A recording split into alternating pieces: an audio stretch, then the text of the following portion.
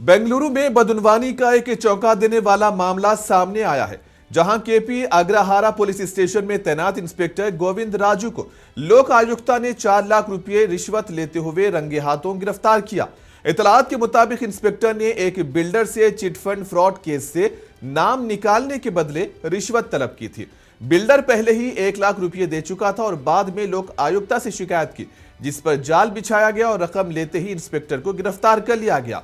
गिरफ्तारी की video social media पर वायरल हो गई है, जबकि आवाम की जानिब से शदीद रद्द-ए-अमल सामने आ रहा है। गिरफ्तारी के दौरान एक वीडियो भी सामने आई है, जिसमें इंस्पेक्टर के कब्जे में लिए जाने के दौरान वो चीखे मारता और मज़ाहिमत करता नजर आ रहा है, जो सोशल मीडिया पर तेजी से वायरल हो रही है। मुलजिम के खिलाफ इंसदाद बदनवानी एक्ट के तहत मुकदमा दर्ज किया गया है और मजीद तफ्तीश जारी है।